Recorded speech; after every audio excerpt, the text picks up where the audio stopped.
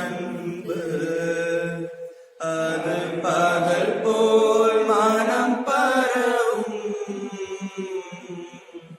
அகல் போல் எரியும் அன்பு அது பகல் போல் மனம் பரவும்.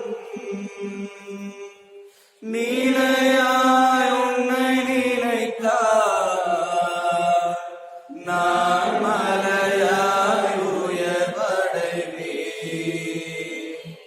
நான் மலையாய் உயர்வடைவேன்.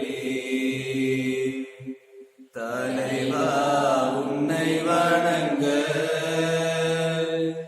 என் தலைமேல் கரம் குவித்தேன், வரமே உன்னை கேட்க நான் சிரமே தாழ்பணிந்தேன்.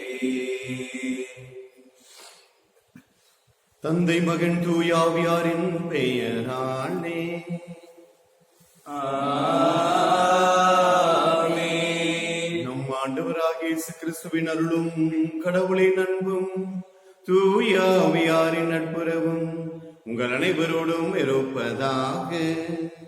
உம் ஆன்மாவோடும் இருப்பதாக. இயேசுவில் மிகவும் பிரியமான அன்பு பெற்றோர்களே, அன்பு குழந்தைகளே, உங்கள் அனைவருக்கும் காலை வணக்கத்தை தெரிவித்துக் கொள்கிறேன். Good morning to everybody. அனைவருக்கு அருமையான காலை பொழுது நாம் இருக்கின்றோம். வீட்டில் இருந்த நிலையில் ஊடகத்தின் மூலமாக திருப்பலியில் பங்கு பெறுவதற்காக ஆண்டவருக்கு நாம் நன்றி கூறுவோமாக. இன்றைக்கு நம்முடைய தாய் திரு அவையானது புனித பெர்க்மான்ஸ் அருளப்பருடைய பெருவிழாவை கொண்டாடி கொண்டிருக்கின்றது. எனவே இவர் இயேசு சபை சார்ந்தவர். சிறு வயதிலிருந்தே பக்தி உள்ளவராகவும் அவருடைய தகப்பன் இது செருப்பு தைக்கக்கூடிய தொழிலாளியாக இருந்தாலும் இவருடைய அறிவானது அளவு கடந்த அறிவு, பக்தி, புத்தி அனைத்தையும் இவர் பெற்றிருந்தார். இவருடைய அறிவு அதிகமாக இருப்பதனால் சிறு வயதிலேயே இவரை ரோமாபுரிக்கு படிப்பதற்கு அனுப்புகிறார்கள். ஏறக்குறைய இவரும் இவருடைய நண்பரும் 900 மைல் நடந்து 10 வாரத்தில் நடந்து ரோமாபுரி அடைகிறார்கள். அங்கே போய் இவர் படிப்பு மேற்கொள்கிறார். ஒவ்வொரு வெள்ளிக்கிழமையும் இவர் சிலுவை பாதை செய்வார். செருப்பு இல்லாமல் முழங்கால் படிவிட்டே இவர் செருப்பு அணியாமல் சிலுவை பாதை செய்யக்கூடிய ஒரு பக்தியுள்ள மகன். இவர் இயேசு சபையை சார்ந்தவர். எனவே ஞான பிரகாசியார் அவருடைய வாழ்க்கை வரலாறை படித்து அவரை போல புனிதராக மாற வேண்டும் என்று ஆசைப்பட்டார். அப்படி ஆசைப்பட்டு ரோமாபுரிக்கு போகின்ற பொழுது ஞான பிரகாசியார் வாழ்ந்த அந்த ரூமிலேயே, அந்த அறையே இவருக்கு ஒதுக்கப்படுகிறது.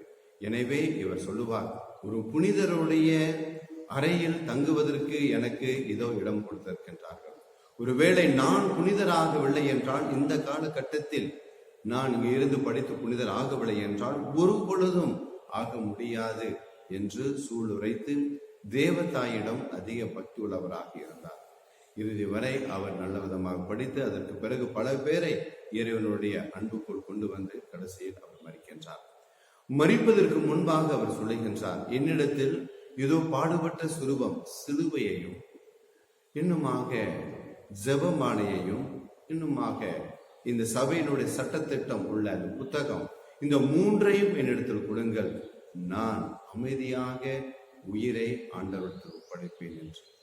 எனவே இவருடைய வாழ்க்கையிலிருந்து நாம் புரிந்து கொள்ள வேண்டியது என்னவென்றால், பாடுபட்ட சுரூபம், சிலுவையில் இறைவன் மரித்தார், மன்னிப்பை கொடுத்திருக்கின்றார். சிலுவையில் மரிக்கின்ற பொழுது மன்னிப்பை நமக்கு கொடுத்து விட்டுத்தான் போனார். இந்த மன்னிப்பு என்ற நற்செய்தியை இன்றைக்கு நற்செய்தியில் வழியாக நாம் இருக்கிறோம். எனவே சிலுவையினுடைய அந்த பாடுபட்ட சிலுவை நாமும் நேசிக்க வேண்டும். ஜெபமாலையை எல்லா சூழ்நிலையிலுமே ஒவ்வொரு நாளும் நாம் சொல்ல வேண்டும். அதே போல நம்மளுடைய திரு அவை அல்லது திருச்சபை நமக்கு கொடுத்திருக்கிற சட்டத்திட்டங்களை, ஒழுங்குமுறைகளை நாம் கடைபிடிக்க வேண்டும். இந்த 3ஐயும் கடைபிடிக்கின்ற பொழுது ஆண்டவர் நமக்கு மாபெரும் ஒரு ஆசீர்வாதத்தை நமக்கு வழங்குகின்றார். இயேசுவில் பிரியமானவர்களே, இன்றைய நற்செய்திக்கு நாம் வருகின்ற பொழுது இதோ தாளந்து, ஒருவன் 10,000 தாளந்து கடன் பட்டிருந்தான். எனவே அவன் கணக்கு கேட்கின்ற பொழுது மன்னிக்க முடியாமல் திகைத்து அவன் காலில் விழுகின்றான். உடனே அந்த எஜமானன் மன்னிப்பதை நாம் பார்க்கின்றோம். தாளந்துகள் 10,000 தாளந்து, அதனுடைய மதிப்பு என்னவென்று இந்த நேரத்தில் நாம் பார்க்க வேண்டும். ஒரு தாளந்து என்பது 20.4 கிலோகிராம் வெள்ளிக்கு சமம். 6000 கிராமக்களுக்கு அது சமம். ஒரு தாளந்து என்பது 20.4 கிலோகிராம் வெள்ளிக்கு உரியது. 6000 கிராமக்களுக்கு அது சமம். அப்படி என்றால் 6000 கிராமக்கள் என்பது ஒரு கூலி தொழிலாளனுடைய 15 வருஷம் உழைப்புக்கு அது சமம். அப்போ 15 வருஷம் சமம் 6000 கிராமக்கள் என்பது. அப்படி என்றால் இந்த மனுஷன் 10,000 தாளந்து அவன் வாங்கியிருக்கின்றான். 10,000 தாளந்து. அப்ப 6,000 தாளந்துக்கே ஒரு மனுஷன் 15 வருஷம் உழைக்க வேண்டும். இன்னும் 4,000 தாளந்து இருக்கு. அதுக்கு நீங்கள் கணக்கு போட்டுக் கொள்ளலாம். எனவே இப்பேற்பட்ட ஒரு மதிப்பு உள்ள இந்த தாளந்தை, இவ்வளவு பெரிய ஒரு கடனை இந்த மனுஷன் எஜமானன் மன்னிக்கின்றான். இவன் இந்த மன்னிப்பு பெற்ற சந்தோஷத்தோடு அவன் வெளியே செல்கின்றான். அவன் வாழும்போது அவனுக்கு உள்ள எவ்வளவு வருது, அவனுக்கு ஒரு சிறிய கடன் இன்னொருத்தன் பட்டிருக்கின்றான். அந்த கடனாளி வந்து கேட்கிறார், என்னுடைய கடனை கொடு. அவரும் காலில் விழுந்து இவரை போலவே கேட்கிறார். ஆனால் இவருக்கு மனம் வரவில்லை. பாருங்கள், இதுதான் நம்மளுடைய வாழ்க்கையிலும் கூட நாம் ஒவ்வொரு நாளும் கடவுளிடத்தில் மன்னிப்பு கேட்கின்றோம். அதுவும் குறிப்பாக விண்ணுலகில் இருக்கிற எங்கள் தந்தையே பிரேயர் நாம் சொல்லுகின்ற பொழுது 2வது பாகத்தில் எங்களுடைய குற்றங்களை மன்னியும், எங்களை சோதனைக்கு உட்படுத்தாதையும். எனவே அப்படி நாம் இந்த குற்றங்களை மன்னியும் என்று நாம் கேட்கிறோம். ஆனால் அடுத்தவர்கள், குறிப்பாக நம்மளுடைய குடும்பத்தார்களை மன்னிப்பு கேட்கின்ற பொழுது, தவறு செஞ்சுட்டு மன்னிப்பு கேட்கின்ற பொழுது நாம் மன்னிக்காமல் இருமாப்புடன் இருப்பதை பார்க்கிறோம். இயேசுவில் பிரியமானவர்களே, இன்னொரு கதை சொல்லப்படுகிறது. கணக்கு பெரிய ஏரோது அவர் அரசராக இருந்த பொழுது அவருக்கு உட்பட்ட சிறிய குறுநில மன்னர்கள் அவரிடத்துல இருந்தே இந்த பெரிய ஏரோது வருஷத்துக்கு வெறும் 900 தாளந்துகளைத்தான் அவர் வரியாக வாங்கி கொண்டிருந்தார் என்று கணக்கு சொல்லப்படுகிறது. எனவே இப்பேற்பட்ட இந்த கணக்கின் மூலமாக நாம் ஒவ்வொரு நாளும் ஆண்டவரிடத்தில் மன்னிப்பு கேட்கிறோம். ஆண்டவர் நம்மை மன்னிக்கிறார். நாம் பிறரை மன்னிக்கின்றோமா? நம்மளுடைய கூட இருக்கின்ற கணவர், மனைவி, பிள்ளைகள், பேர பிள்ளைகள், தாத்தா பாட்டிகள், வேலை செய்கின்ற உடன் பணியாளர்கள், இவரிடத்திற்கு நாம் மன்னிப்பு கொடுக்கின்றோமா? மன்னிப்பு பெறுகிறோமான்னு பார்க்கணும். மனம் வருந்தாத வரை மன்னிப்பது தண்ணீரின் மீது படம் வரைவதற்கு சமம் என்று ஜப்பானிய பழமொழி சொல்லுகிறது. அதாவது மனம் வருந்தாத வரை நாம் மன்னிப்பது தண்ணீரின் மீது படம் வரைவதற்கு சமம் என்று. எனவே யார் ஒருவர் மனம் வருந்துகிறாரோ அவருக்கு நாம் மன்னிப்பு கொடுத்தோம் என்றால், அல்லது நாம் மனம் வருந்தி மன்னிப்பு கேட்டோம் என்றால், அதுல தான் முழுமையான அர்த்தம் இருக்கிறது, பலன் இருக்கிறது. இயேசுவில் பிரியமானவர்களே, இந்த நாளில் அதுவும் குறிப்பாக இந்த கொரோனா தொற்று வியாதியினால் குடும்பத்தில் அதிக நேரம் நாம் வீட்டில் ஒன்றாக இருக்கிறோம். எனவே ஒன்றாக இருக்கின்ற பொழுது சொல்லுகிறார்கள், ஃபாதர் பயங்கரமாக கோபப்படுகிறார் என்னுடைய கணவர், ஃபாதர் வீட்டில் இருக்க முடியல, என்னுடைய மனைவி கோபப்படுகிறார், எங்க பிள்ளைகள் செய்யக்கூடிய இந்த செயல்களை பார்த்து எங்களால் இருக்க முடியவில்லை, கோபமா வருகிறது, அடிச்சு உதைக்கலாம் போல தெரியுது. எனவே இந்த மாதிரி சூழ்நிலையில் நாம் எவ்வளவு அமைதியாக மன்னிப்பு கொடுக்கின்றோம், மன்னிப்பு பெறுகிறோம் என்பதை நாம் யோசிக்க வேண்டும். இறைவன் பாருங்கள், எவ்வளவு குறிப்பாக சிலுவையில் வருகின்ற பொழுதும் தன்னுடைய ஆவியை கொடுப்பதற்கு முன்பு, ஒப்படைப்பதற்கு முன்பு இவர்களை மன்னியும் என்று சொன்னார். எனவே நாம் ஒவ்வொரு நாளும் இந்த ஜெபத்தை சொல்லுகின்ற பொழுதெல்லாம் எத்தனை பேரை நாம் மன்னித்திருக்கிறோம் என்பதை யோசிக்க வேண்டும். இயேசுவில் பிரியமானவர்களே, இன்றைக்கு நம்மளுடைய தாய் திரு அவை, குறிப்பாக தமிழ்நாட்டில் அடைக்கல மாதா சபை என்ற ஒரு சபையானது, கன்னியர்களோட சபை இயங்கிக் கொண்டு இருக்கிறது. நம்மளுடைய மறை மாவட்டத்திலும் இதோ நம் பக்கத்திலேயே நடுவட்டத்தில் இந்த அரு சகோதரிமார்கள் பணிபுரிகிறார்கள். மேலுமாக இங்கே ஊட்டியில் பள்ளிக்கூடம் வைத்து வழிநடத்துகிறார்கள். இப்படி இந்தியா முழுவதும், உலகம் முழுவதும் பணியாற்றி கொண்டிருக்கின்ற இந்த அரு சகோதரிகளுக்காக ஜெபிப்போம். குறிப்பாக கல்வி பணியில் இவர்கள் அதிகமாக ஈடுபடுகிறார்கள். எனவே இவர்களுக்காக நாம் ஜெபிப்போம், வாழ்த்துக்கள் கூறுவோம். எல்லாம் வல்ல இறைவனிடமும் சகோதர சகோதரிகளை உங்களிடமும் நான் பாவியை ஏற்றுக்கொள்கிறேன். ஏனெனில் சொல்லாலும் செயலாலும் கடமைகள் தவறியதாலும் பாவங்கள் பல செய்தேன். பாவமே பெரும் பாவமே. ஆகவே எப்பொழுதும் கண்ணியான புனித மரியாதையும் வானதூதர்கள் புனிதர் அனைவரையும் சகோதர சகோதரிகளை உங்களையும் நம் இறைவனாகிய ஆண்டவரிடம் எனக்காக வேண்டிக் கொள்ள மன்றாடுகின்றேன். எல்லாம் அன்பு இறைவன் நம்மை இறக்கம் வைத்து நம் பாவங்களை மன்னித்து நம்மை நிலை வாழ்வு அழைத்து செல்வாராக. ஆமென். ஆண்டவரே இரக்கமாயிரும். கிறிஸ்துவே இரக்கமாயிரும். ஆண்டவரே இரக்கமாயிரும். ஜெபிப்புமாக. என்றென்றும் உள்ள எல்லாம் வல்ல இறைவா, உம் தூய ஆவியார் எங்களுக்கு கற்றுத்தந்தவாறு உம்மை தந்தை என அழைக்க நாங்கள் துணிவு கொள்கின்றோம். நீர் வாக்களித்த உரிமை பெயரான விண்ணக வீட்டுக்கு நாங்கள் வந்து சேரும்படி நீர் தேர்ந்து கொண்ட மக்களுக்கு உரிய மனப்பான்மையை எங்கள் இதயங்களில் பொழிந்தருள்வீராக. உம்மோடு தூயாவியாரின் ஒன்றிப்பில் இறைவனாம் என்றென்றும் வாழ்ந்து ஆட்சி செய்கின்ற அவர் வழியாக உம்மை மன்றாடுகின்றோம்.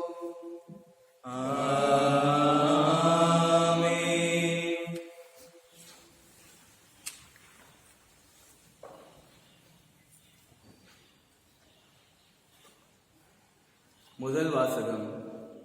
நாடு கடத்தப்படும் ஒருவர் போல் பொருட்களை தயார் செய்து வெளியேறு. இறைவாக்கினர் எசேக்கியேல் நூலிலிருந்த வாசகம். ஆண்டவரின் வாக்கு எனக்கு அருளப்பட்டது. மானிடா, கலகம் செய்யும் வீட்டாரிடையே நீ வாழ்கின்றாய். காண கண்கள் இருந்தும் அவர்கள் காண்பதில்லை, கேட்க செவிகள் இருந்தும் அவர்கள் கேட்பதில்லை, ஏனெனில் அவர்கள் கலகம் செய்யும் வீட்டார். மானிடா, நீயோ நாடு கடத்தப்படும் ஒருவர் போல் பொருட்களை தயார் செய்து கொண்டு அவர்கள் கண்ணெதிரே பகல் நேரத்தில் புறப்படு. உன் உறைவிடத்திலிருந்து வேறொரு இடத்திற்கு அவர்கள் கண்ணெதிரே நாடு கடத்தப்படுபவர் போல் வெளியேறு. கலகம் செய்யும் வீட்டாராக இருப்பினும் ஒருவேளை அவர்கள் அதை கண்டுணரலாம். நாடு கடத்தப்படும் ஒருவர் போல் அவர்கள் கண்ணெதிரே பகல் நேரத்தில் உன் பொருட்களை எடுத்துவை. மாலை வேளையில் அவர்கள் கண்ணெதிரே நாடு கடத்தப்படுபவர் போல் புறப்படு. அவர்கள் கண்முன்னே சுவரில் துளையிட்டு அதன் வழியாய் அவற்றை வெளிக்கொணர்வாய். அவர்கள் கண்முன்னே அவற்றை தோள் மேல் வைத்து இருள் சூழ்ந்ததும் வெளியே தூக்கி செல். நிலத்தை பார்க்காதபடி உன் முகத்தை மூடிக்கொள், ஏனெனில் இஸ்ராயேல் வீட்டாருக்கு உன்னை ஓர் அடையாளமாக வைத்திருக்கின்றேன். எனக்கு கட்டளையிட்டபடியே நான் செய்தேன். நாடு கடத்தப்படுகையில் கொண்டு போவது போல என் பொருட்களை பகல் வேளையில் வெளிக்கொணர்ந்து மாலையில் என் கைகளால் சுவரில் துளையிட்டேன். இருள் சூழ்ந்ததும் அவற்றை தோளில் தூக்கி கொண்டு அவர்கள் கண்முன்னே வெளியேறினேன். காலையில் ஆண்டவரின் வாக்கு எனக்கு அருளப்பட்டது. மானிடா, கலகம் செய்யும் வீடாகிய இஸ்ராயேல் வீட்டார் உன்னிடம் நீ செய்கிறது என்ன என்று கேட்கவில்லையா? நீ அவர்களுக்கு சொல், எருசலேமில் இருக்கும் மக்கள் தலைவனையும் அவனுடைய இஸ்ராயேல் வீட்டார் அனைவரையும் குறித்து தலைவராகிய ஆண்டவர் இவ்வாறு கூறுகின்றார். நீ சொல், உங்களுக்கு நான் ஒரு அடையாளமாய் இருக்கின்றேன். நான் செய்தது போல அவர்களுக்கும் செய்யப்படும். அவர்கள் நாடு கடத்தப்படுவார்கப்பட்டோரையும் சிறைப்பட்டோராயும் செல்வர். அவர்களின் தலைவன் இருளில் தோளின் சுமையுடன் மதிலுடனே வெளியேறுவார். அவனை வெளிக்கொணர்வதற்காக மதிலை குடைவார்கள். கண்களால் நாட்டை பார்க்காதபடி அவன் தன் முகத்தை மூடிக்கொள்வார். ஆண்டவரின் அருள்வாக்கு. பதிலுரை பாடல் பல்லவி. இறைவனின் செயல்களை ஒருபோதும் மறவாதிருங்கள். ஆயினும் உன்னதரான கடவுளை அவர்கள் சோதித்தனர், அவருக்கு எதிராக கிளர்ந்தெழுந்தனர். அவர் தம் நியமங்களை கடைபிடிக்கவில்லை. தங்கள் மூதாதையர் போல் அவர்கள் வழி தவறினர். நம்பிக்கை துரோகம் செய்தனர். கோணிய வில்லன குறிமாறினர். பல்லவி. தம் வலிமையை அடிமைத்தனத்திற்கு கையளித்தார். தம் ஆட்சியை எதிரிடம் ஒப்புவித்தார். தம் மக்களை வாளுக்கு கையளித்தார். தம் உரிமை சொத்தின் மீது கடும் சினம் கொண்டார். அவர்களுடைய இளைஞரை நெருப்பு விழுங்கியது. பல்லவி. அல்லேலூயா, அல்லேலூயா. உம் ஊழியன் மீது உமது முகவொளி வீச செய்யும். உம் விதிமுறைகளை எனக்கு கற்பித்தரலும். அல்லேலூயா. ஆண்டவர் உங்களோடு இருப்பாராக. புனித மத்தேயு எழுதிய பரிசுத்த நற்செய்தியிலிருந்து வாசகம். ஆண்டவரே, மாட்சி உமக்கே. அக்காலத்தில் பேதுரு இயேசுவை அணுகி, ஆண்டவரே, என் சகோதரிகள் ஒருவர் எனக்கு எதிராக பாவம் செய்து வந்தார். நான் எத்தனை முறை அவரை மன்னிக்க வேண்டும்? 7 முறை மட்டுமா என கேட்டார். அதற்கு இயேசு அவரிடம் கூறியது, 7 முறை மட்டுமல்ல, 70 தடவை 7 முறை என நான் உனக்கு சொல்லுகிறேன். விண்ணரசை பின்வரும் நிகழ்ச்சிக்கு ஒப்பிடலாம். ஒரு அரசர் தம் பணியாளர்களிடம் கணக்கு கேட்க விரும்பினார். அவர் கணக்கு பார்க்க தொடங்கிய பொழுது அவரிடம் 10,000 தாலந்து கடன்பட்ட ஒருவனை கொண்டு வந்தனர். அவன் பணத்தை திருப்பி கொடுக்க இயலாத நிலையில் இருந்தான். தலைவரோ அவனையும் அவன் மனைவி மக்களோடு அவனுக்குரிய உடைமைகள் யாவற்றையும் விற்று பணத்தை திருப்பி அடைக்க ஆணையிட்டார். உடனே அப்பணியாளர் அவர் காலில் விழுந்து பணிந்து, என்னை பொறுத்தருளுக, எல்லாவற்றையும் உமக்கு திருப்பி தந்து விடுகிறேன் என்றார். அப்பணியாளரின் தலைவர் பரிவு கொண்டு அவனை விடுவித்து அவனது கடன் முழுவதையும் தள்ளுபடி செய்தார். ஆனால் அந்த பணியாளர் வெளியே சென்றதும் தன்னிடம் 100 தெனாரியம் கடன்பட்டிருந்த உடன் பணியாளர் ஒருவரை கண்டு, நீ பட்ட கடனை திருப்பி தா என கூறி அவரை பிடித்து கழுத்தை நெரித்தான். உடனே அவனுடைய உடன் பணியாளர் காலில் விழுந்து, என்னை பொறுத்தருளுக, நான் திருப்பி கொடுத்து விடுகிறேன் என்று அவனை கெஞ்சி கேட்டார். ஆனால் அவன் அதற்கு செய்யாது கடனை திருப்பி அடக்கும் வரை அவரை சிறையில் அடைத்தான். அவருடைய உடன் பணியாளர்கள் நடந்ததை கண்டபோது மிகவும் வருந்தி தலைவரிடம் போய் நடந்தவற்றையெல்லாம் விளக்கி கூறினார்கள். அப்போது தலைவர் அவனை வரவழைத்து, பொல்லாதவனே, நீ என்ன வேண்டிக் கொண்டதனால் அந்த கடன் முழுவதையும் உனக்கு தள்ளுபடி செய்தேன். நான் உனக்கு இரக்கம் காட்டியது போல நீயும் உன் உடன் பணியாளருக்கு இரக்கம் காட்டியிருக்க வேண்டும் அல்லவா என்று கேட்டார். அத்தலைவர் சினம் கொண்டவராய் அனைத்தையும் கடனையும் அவன் அடைக்கும் வரை அவனை வதைப்போரிடம் ஒப்படைத்தார். உங்களுள் ஒவ்வொருவரும் தம் சகோதரிகளை மனமாற மன்னிக்காவிட்டால் பின்னுலகில் இருக்கும் என் தந்தையும் உங்களை மன்னிக்க மாட்டார். இயேசு இவ்வாறு உரையாற்றி முடித்த பின்பு கலிலேயாவை விட்டு அகன்று யோர்தானுக்கு அப்பால் உள்ள யூதேயா பகுதிகளுக்கு சென்றார். ஆண்டவரின் அருள்வாக்கு. கிறிஸ்துவே உமக்கு புகழ். எண்ணங்கள் உயர்ந்திடவே உள்ளங்கள் கோயிலாகுமே, நல்வாழ்வு அதன் பரிசாகுமே.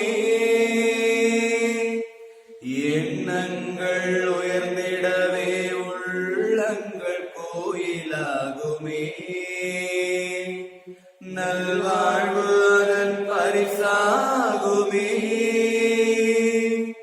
கருணா உனை போல் மாறாத அன்பினால், கருணா உனை போல் மாறாத அன்பினால் அயலாகை நேசிக்கும் நல்லுள்ளம் தா. இதய காணிக்கை இரவாத காணிக்கை, இறை மனித உறவின் சின்னமாம் அன்பின் காணிக்கை. சகோதரன் சகோதரிகளே, என்னுடையதும் உங்களுடையதுமான இவ்வழி எல்லாம் உள்ள தந்தையாக இறைவனை கேட்டதாகும்படி இருக்க மன்றாடுவோம். ஆண்டவர் தம் பெயரின் புகழ்ச்சிக்காகவும் மாட்சிக்காகவும் நமதுமைக்காகவும் புனித திருவையின் அனைத்து நலன்களுக்காகவும் உமது கைகளில் இந்த வழியை ஏற்றுக்கொள்வாராக. ஆண்டவரே, உமது திருவையின் காணிக்கைகளை மகிழ்வுடன் ஏற்றருளும். இரக்கத்தால் நீர் எங்களுக்கு அளித்த இக்காணிக்கைகள் உமது ஆற்றலால் எங்கள் மீட்பின் மறை நிகழ்வாக மாற செய்வீராக. எங்கள் ஆண்டவராகிய கிறிஸ்து வழியாக உம்மை மன்றாடுகின்றோம். ஆண்டவர் உங்களோடு இருப்பாராக. இதயங்களை மேலே எழுப்புங்கள். நம் இறைவனாகிய ஆண்டவருக்கு நன்றி கூறுவோம். ஆண்டவரே, தூயவரான தந்தையே, என்றும் உள்ள எல்லாம் உள்ள இறைவா, எங்கள் ஆண்டவராகிய கிறிஸ்து வழியாக என்னாலும் எவ்விடத்திலும் நாங்கள் உமக்கு நன்றி செலுத்துவது மெய்யாகவே தகுதியும் நீதியுமாகவும் எங்கள் கடமை மீட்புக்குரிய செயலுமாகும். கிறிஸ்துவின் இறப்பினை நாங்கள் அன்போடு கொண்டாடுகின்றோம். உயிர்ப்பினை உயிராற்றுள்ள நம்பிக்கையோடு அறிக்கையிடுகின்றோம். மாட்சிமையுடன் அவர் மீண்டும் வருவார் என உறுதியோடு எதிர்நோக்கியிருக்கின்றோம். ஆகவே புனிதர் வானக தூதர் அனைவரோடு சேர்ந்து நாங்கள் உம்மை புகழ்ந்தேத்தி முடிவென்றே சொல்லுவதாவது: தூயவர் தூயவர் தூயவர், வான்படைகளின் கடவுளாம் ஆண்டவர், விண்ணகமும் மண்ணகமும் உமது ஆட்சியால் நிறைந்துள்ளன. உன்னதங்களிலே ஓசானா. ஆண்டவர் பெயரால் வருகின்றவர் ஆசி பெற்றவர். உன்னதங்களிலே ஓசானா. ஆண்டவரே, நீர் மெய்யாகவே தூயவர், தூய்மை அனைத்திற்கும் போற்று. ஆகவே உம்முடைய தூய ஆவியை பொழிந்து இக்காணிக்கைகளை தூய்மைப்படுத்த உம்மை இறைஞ்சி மன்றாடுகிறோம். இவ்வாறு எங்கள் ஆண்டவரே கிறிஸ்துவின் தூயத்தல் உடலாகவும் இரத்தமுமாக இவை எங்களுக்கு மார்பனவாக அவர் பணித்தவாறே வழியை ஒன்று சேர்ந்து நிறைவேற்றுகிறோம். ஏனெனில் அவர் பாடுபட மனமுவந்து தம்மை கையளித்த பொழுது அப்பத்தை தமிழுடைய திருக்கரத்தில் எடுத்து அன்போடு வானக தந்தைக்கு நன்றி செலுத்தி வாழ்த்துரைத்து அதை பிட்டு சீடர்களுக்கு அளித்து கூறியதாவது: அனைவரும் இதிலிருந்து பெற்று உண்ணுங்கள், ஏனெனில் இது உங்களுக்காக கையளிக்கப்படும் என் உடல்.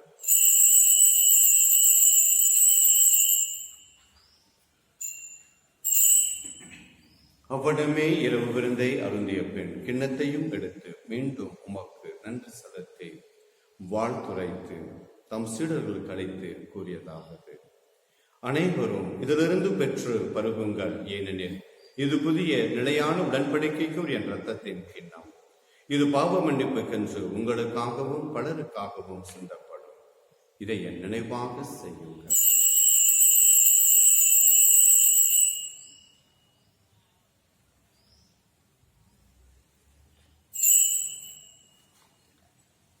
நம்பிக்கையின் மறைபொருள். ஆண்டவரே, நீர் வருமளவும் உமது இறப்பினை அறிக்கையிடுகிறோம், உமது உயிர்ப்பினை எடுத்துரைக்கிறோம்.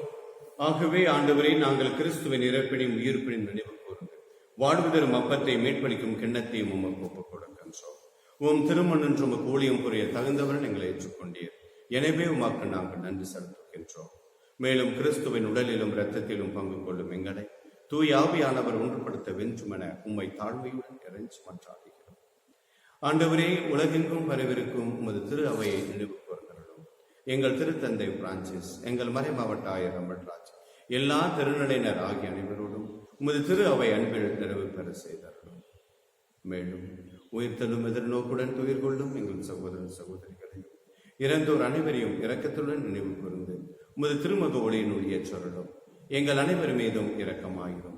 கடவுளின் கண்டித்தாயான புனித மரியா, அவருடைய கணவரான புனித யோசேப்பு, புனித திருத்தூதர்கள், இவ்வுலகில் உமக்கு உகந்தவராய் இருந்த புனிதர்கள் அனைவருடனும் நாங்கள் நிலைவாழ்வில் பங்கு கொள்ளும் தகுதி பெற்று உம் திருமகன் இயேசு கிறிஸ்து வழியாக உம்மை புகழ்ந்தேத்த வரமருள மன்றாடுகின்றோம். இவர் வழியாக இவரோடு இவரில் எல்லாம் வல்ல இறைவனாகிய தந்தையே, தூய ஆவியாரின் ஒன்றிப்பில் எல்லா புகழும் மாட்சியும் என்றென்றும் உமக்கு உரியதே. ஆமென்.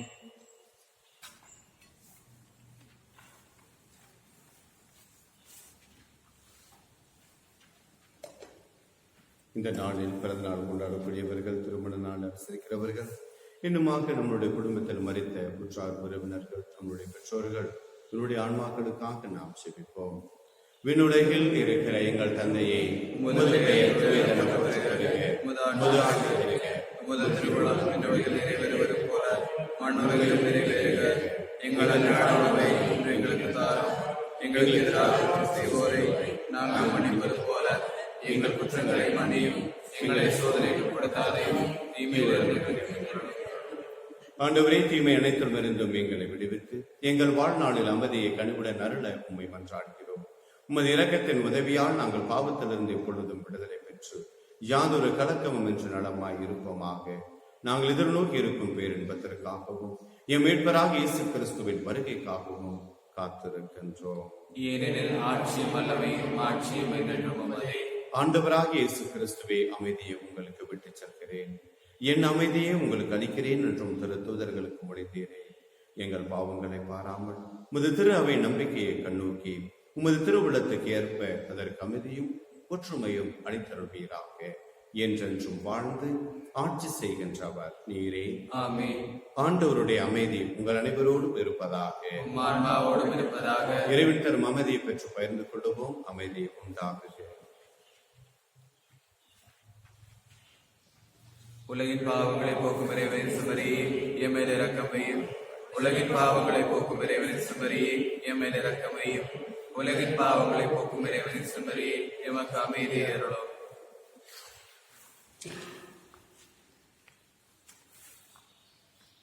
இதோ நம் ஆண்டவர் இயேசு கிறிஸ்து உலகின் பாவங்களை போக்குகின்ற செம்மறி.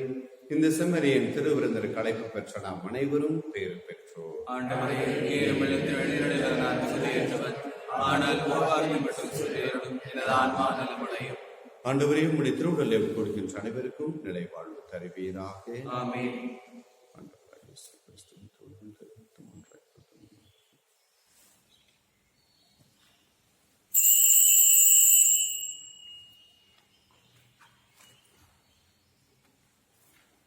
பிரியமானவர்களே, ஆண்டவர் இயேசு கிறிஸ்து திவ்ய நற்கருணையினாக நம்முடைய ஆன்மாவை நிரப்பியிருக்கிறார் என்ற நம்பிக்கையோடு ஆண்டவருக்கு நன்றி கூறுவோம்.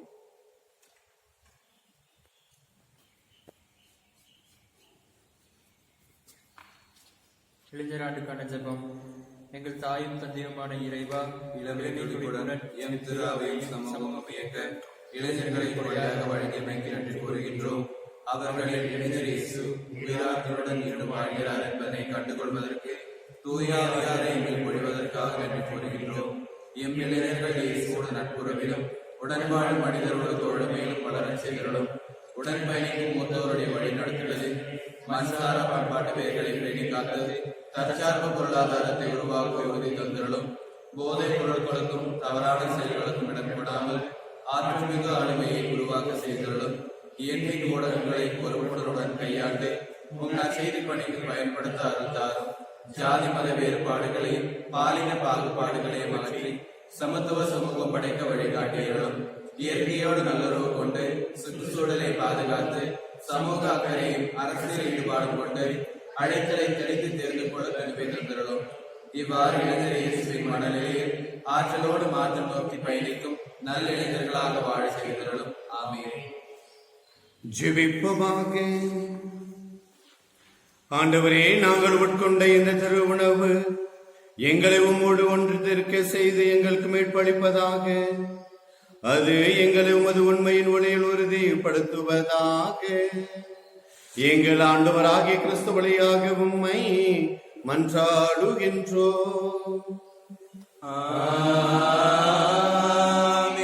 ஆண்டவர் உங்கள் அனைவரோடும் இருப்பாராக. ஆன்மாவோடும் இருப்பாராக. எல்லாம் வல்ல அன்பு இறைவன் தந்தை, மகன், தூயாவியார் நம் அனைவரையும் ஆசீர்வதித்து என்றும் எப்பொழுதும் காப்பாற்றுவாராக. ஆமென். மன்னிக்கின்ற அன்பு மக்களாக வாழ்வோம். கடவுள் நம்மோடு இறைவன்